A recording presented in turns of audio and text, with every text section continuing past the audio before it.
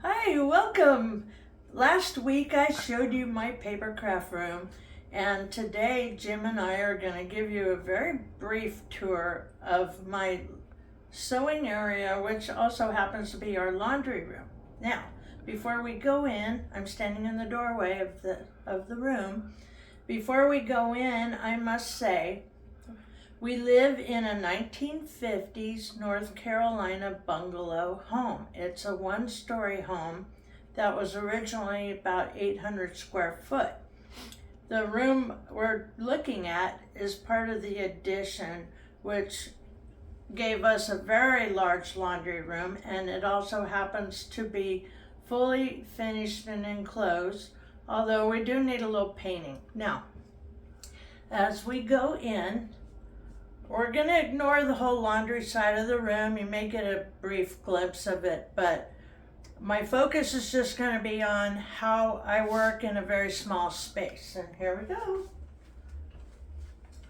And we have, now in this room, I have 3 doors and I have 2 windows, so I have almost no wall space, very little. We have no room for a wall unit in here. Most of my overflow is in the hall closet. This room just has the things I want immediately at hand. Okay, so we have these windows that I get sun coming in here all day long, so I designed these curtains so that I could open the window during the day and be able to look out. But I didn't want just a straight edge hanging there, so I made this, I would call it an old world flavored curtain here. I don't know what the proper term for these are. If it's a French design or what, I'm not really sure, but I made these because I had lots of fabric. And if you look over here, I have one over here, and I like it, but I may change it at some point. Now, I am standing in front of my industrial overlock machine. It's a Juki 5-thread overlocker, and it has the capacity to do a chain stitch next to the overlock. So right now I have it set up with 2 needles to do the chain stitch, which I don't usually sew with. I thought I'd just challenge myself to try to use it more. And I'm not opening every single drawer. I just want you to see what I have and how I made this work. Over here, we have what was a closet. When we moved in this house, there were all these crazy makeshift shelves and brown louvered doors, and we took them down. I used to have the other big machine here, the big, actually this overlock used to be in the closet, and I had a big single needle Juki where this one is now, but I sold it so I could have space for the little zigzag. You'd think someone would want to go up to a bigger machine, but I really needed to be able to get more functionality out of this zigzag and put it where I could use it. So I bought this off Facebook Marketplace, and I did have to do some surgery to the cabinet because it didn't give me any leg room down here, so I disassembled the door and we actually cut some of this out so that I could fit under there. So I have, if you look down in the corner, that beige box is full of file folders, manila type. I use those for making small patterns with, so that can just stay where it is. And then there's just some other things that I have to figure out what to do with. I still need to clean out all these drawers, but for the most part, they're serviceable and they don't need to go anywhere. Now, one thing you'll notice is if you'll show them back at the overlock, I made this bag that wraps around the thread, the little thread chute, and it's getting kind of dirty because I've had it for years. But it ties on the machine and nothing goes on the floor. I will be making a fresh one very soon. It's ripstop nylon. Okay, now, honey, come on around this way and let's take a look at, I'm going to sit down. I want you to show them what's down here. I just moved this. This thing is the next source of pain that I have to deal with, okay? It's full of all my cotton fabric, and it's gotten to be quite a jumbled mess. So I need to go through this and pull all the small stuff out and sort it and just straighten everything up. There's our laundry basket. The plastic one I'll pull out and use when I have a project that I'm working on and I need somewhere to put things. And then down here I keep the notions that you would want next to your sewing machine. And if you can get back in the corner, and let me get out of your way, go on back in the corner and show them the little stash of, there's a wastebasket down there. I keep rolls of paper that I make patterns with. I just keep random stuff that I use for making patterns and whatever I need handy. Okay, let's see. On this wall, I've made use of all this area in the closet. So I have all my rulers even tucked on the side here. And there are things hidden back in the corners because that's where I have space. So I want to show you this basket. Let's see this little basket. That was one of my attempts at making a rope basket, and I decided to make a thread holder out of it. So it's not something I'm going to do a lot of because I found it to be very painful on my hands. So, but I enjoy using it, and I want to show you this thread rack over here. Okay, so this thread rack I built maybe 12 years ago when I was taking care of my dad, and I was selling thread on Etsy. The reason I built it was so that I could arrange the colors and take pictures of them, but it's turned out to be a nice little rack just to keep the threads that I'm using frequently at hand. And okay, we're in a small space, so I have Jim photographing while I show things to you. Now this was a flea market find, or I should say, I think it was an antique mall of some type. And I made these little leather bears, and they were for the holiday season, but I think they'll get finished for next year. And I have all these little bears ready to go. And then the little tiny ones, if you'll see, they've got the beginnings of outfits. I made some baseball guys. I made some little girl in pajamas, and there's a little boy in pajamas, and little outfit on her. So all of these are ready to be finished, and I think this one's really cute. He's got, okay, let me get him off. There's buttons here, and they're hanging on the buttons. There's actually a pouch in the back that you can put a gift card in. So he's finished. See how the gift card works on the back of that? And there's the front. Oh, look, he's got a heart for you.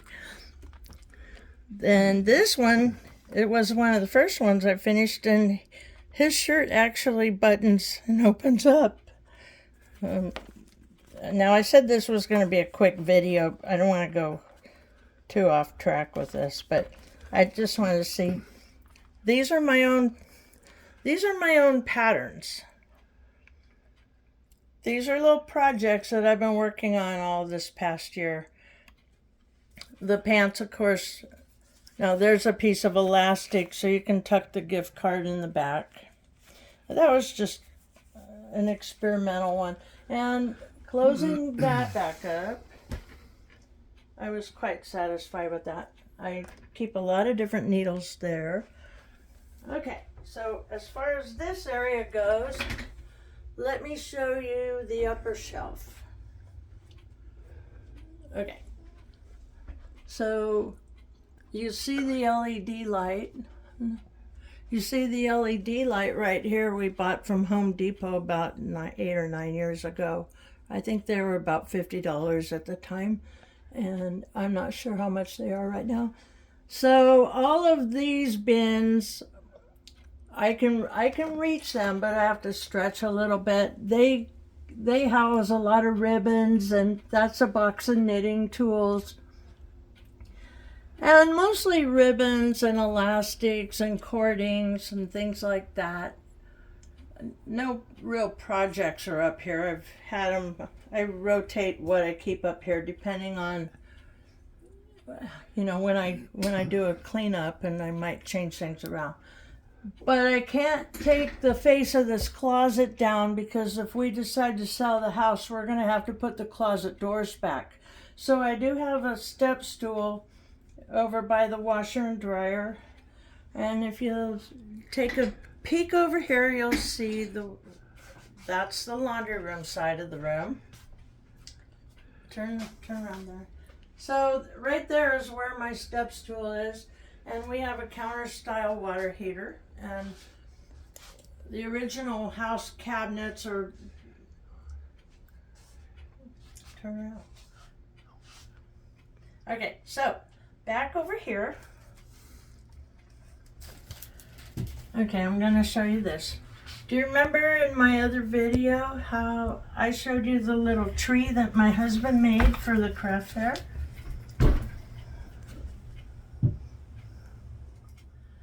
And on this one, I have my little keychain tassels. See? They match the little tote bags that I talked about in my previous video. The ones that Crafty Crafts by Dina. Crafty Crafts by Dina. I'm sorry, Dina. I'm just trying to think on my feet here. Anyway, I made tote bags from her design, and all of these embellishments go with them, and so do these little scissor pouches. So I've been making scissor pouches, and I will do a tutorial on these at some point coming up soon. So this is the Stampin' Up. No, that's not the Stampin' Up one, but they're about the same size. That's a different brand, but same type of scissor. So this is a basic one. It has a snap, cam snap, and it has an expandable cord. They all do, which can be adjusted so that you can put it over your neck. Look. You can put it over your neck, and you can actually not have to worry about a little child grabbing your scissors while you turn your back. Or if you're sitting on the couch, your scissors won't be as apt to fall down between the couch like what happens to me over here. I'm always having to climb under the couch and rescue things. So these little scissor keepers are going to help with that problem. Now, let me take that off. So this is my ongoing project at the moment, because I want to make enough of them to go with many of the tote bags that I'm going to make little sewing kits. This one has multiple pockets, so you have a place to wrap embroidery thread and a place for a needle threader. The back is just decorative, but inside, the first layer is your needle pouches, and I have my great-grandmother's antique, what do you call that, little measuring tool. And then inside there, so that snaps back together. You can close it up. And inside there, we have a nice sharp pair of scissors. Now, there's a lot of layers in this, and when I do get to doing a tutorial on them, I will offer a free download pattern. So I'm working on that right now. And moving on, I have this jar. I have this jar of all this fun yarn, that all this great crazy stuff that had its heyday I'd say about 15 years ago, maybe 10, 12 years ago.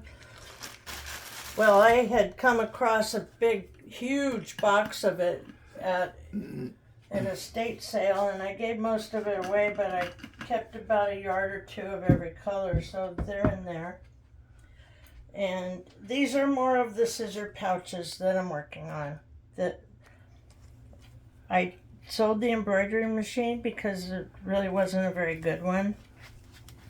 But this was some of the test pieces that I had left over from making the quilt in our room.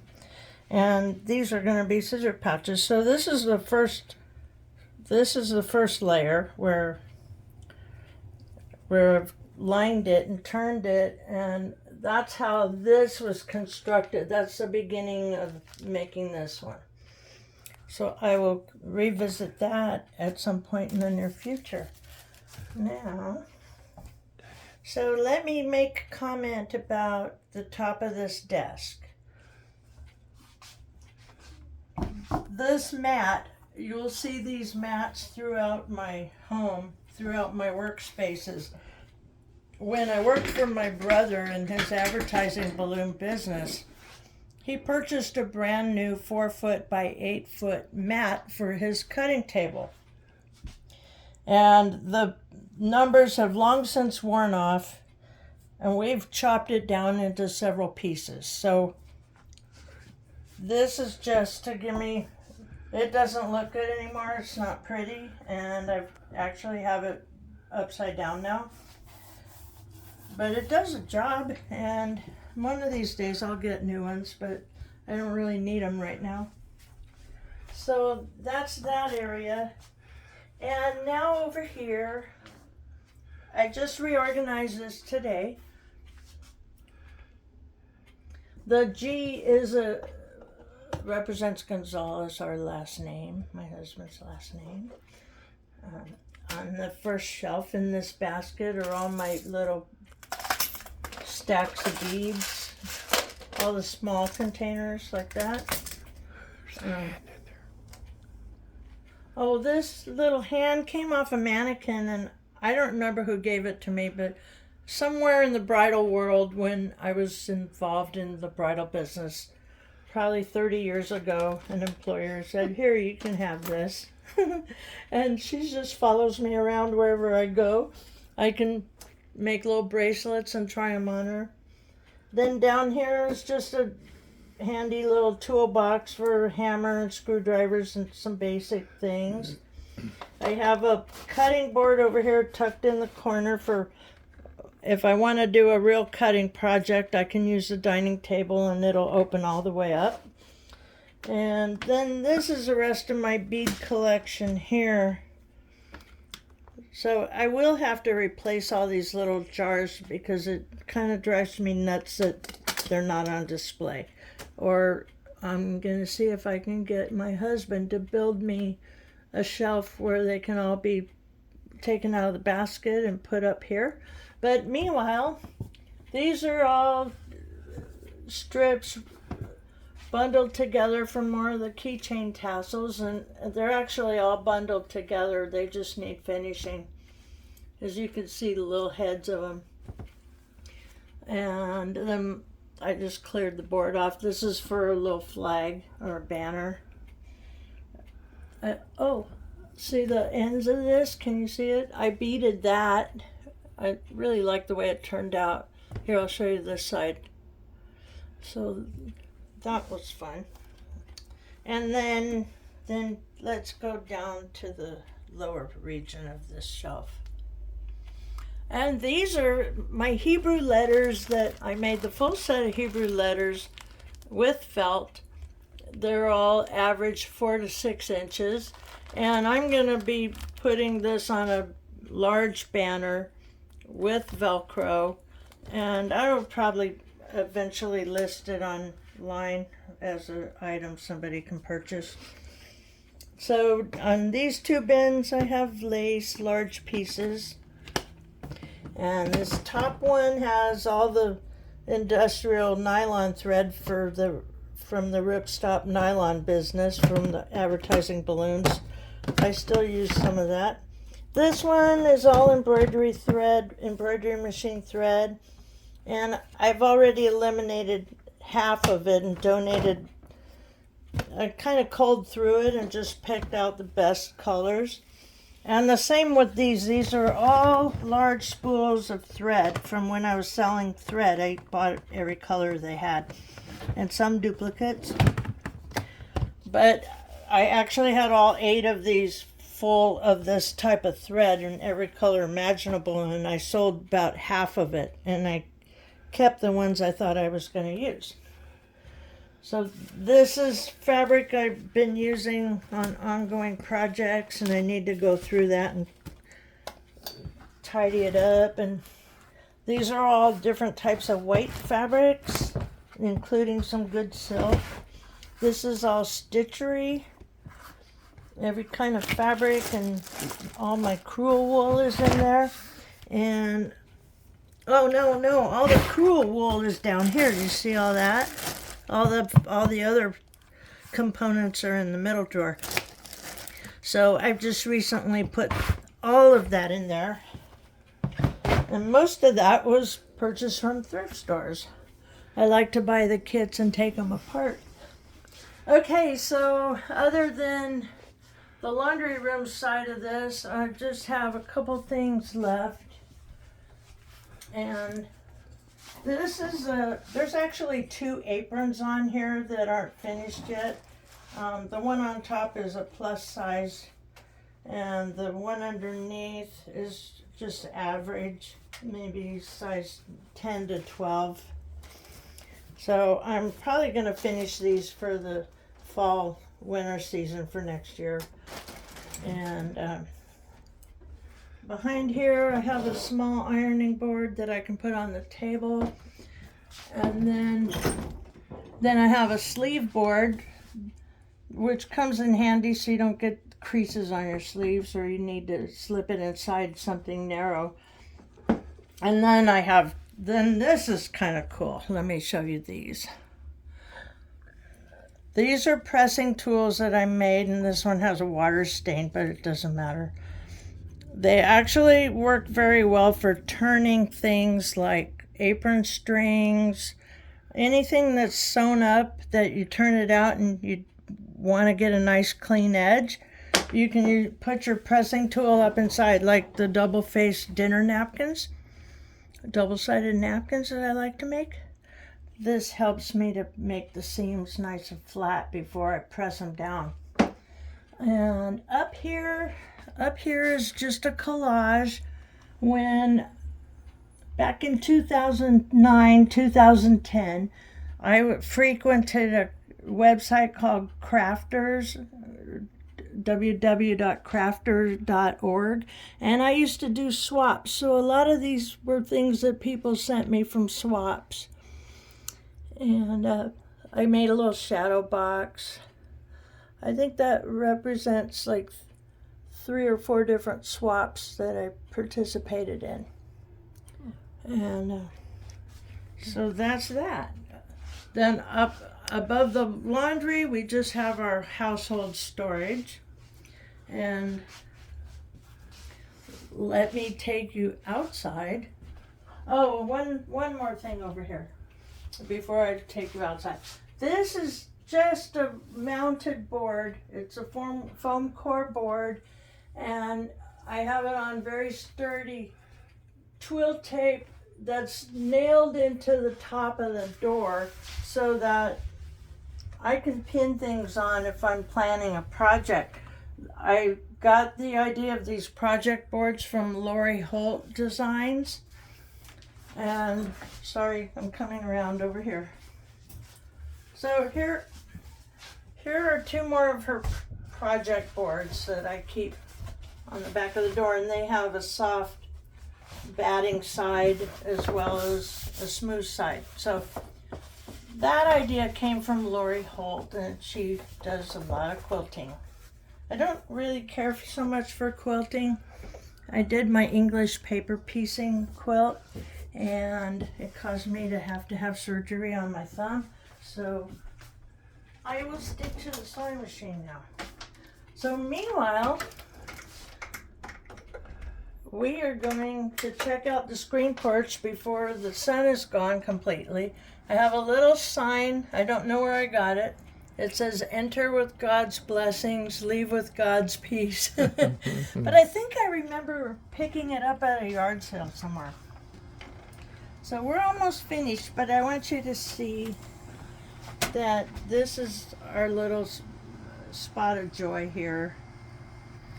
And if you'll just show a quick little turnabout. We love to watch our birds and our squirrels, and we have a table and chairs, and I have the chase lounge.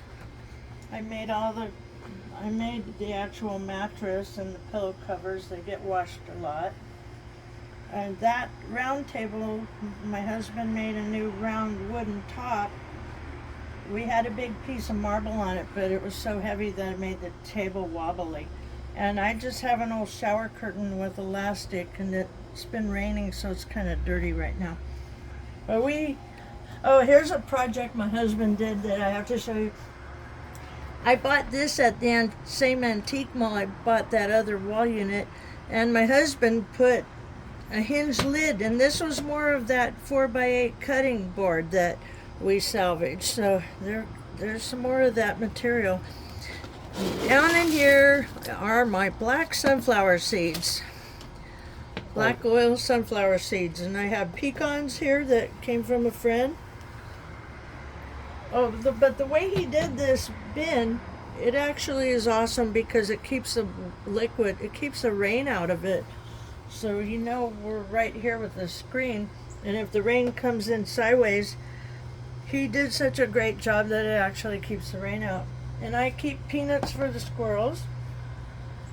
And my husband is a retired stone and tile mason, and he had all this stone left over in his yard when we first got married, so he cut a piece to put here because the surface was messed up. And so this is our little screen porch, and that's it. Do you see the little squirrel trail over here? See if you can show the little squirrel ladder.